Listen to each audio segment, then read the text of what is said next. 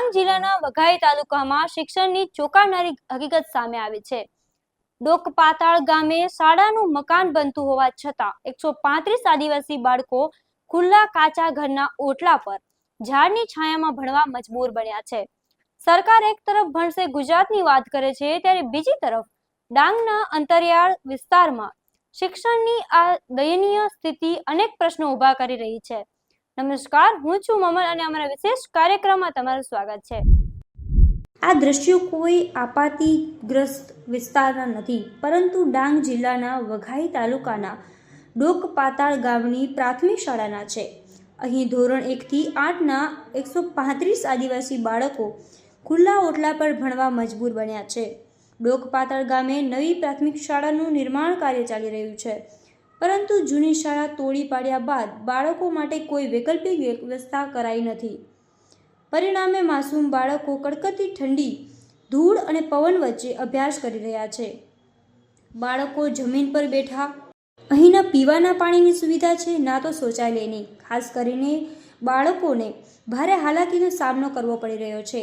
શિયાળાની ઋતુમાં ડાંગના પહાડી વિસ્તારોમાં તાપમાન અત્યંત નીચું હોય છે, જે બાળકોના આરોગ્ય માટે ગંભીર જોખમી બની શકે છે।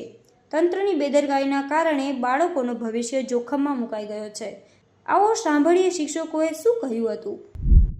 અમિતાબેન, અમારા ગામમાં નવી સ્કૂલ બાંધતા છે, એટલે એસએમસી તરફથી અહીંયા જે કંઈ એટલે ગામમાં ઓટલાઓ છે નજીક સ્કૂલના નજીકમાં, એના પર બેસીને ભણે એવું અમે વિચાર્યું છે। ગામમાં બીજા ગામમાં નહીં જાય, કેમ કે બીજા ગામમાં જવાનું તકલીફ થાય ને અહીંયા જ ગામમાં તે સારું છે એમ, એટલે અમે આવું વિચાર્યું છે કે બધા જેના તેના ઓટલા પર બેસીને અભ્યાસ કરશે। મારું નામ નીરુબેન આર પટેલ છે। હું ડોકપાતાળ પ્રાથમિક શાળાના મુખ્ય શિક્ષક તરીકે કામ કરું છું।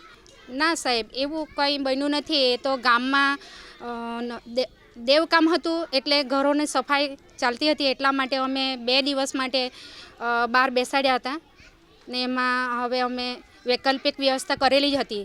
ગ્રામજનોના ઓટલા ઉપર અમે બેસાડીએ છીએ અને બાળકોનું સારું એવું કામ થઈ રહ્યું છે, એ વાત તદ્દન ખોટી છે। મંજૂરી તો આ એસએમસી દ્વારા મળેલી જ હતી। ઓટલા ઉપર 135 બાળકો અભ્યાસ કરે છે।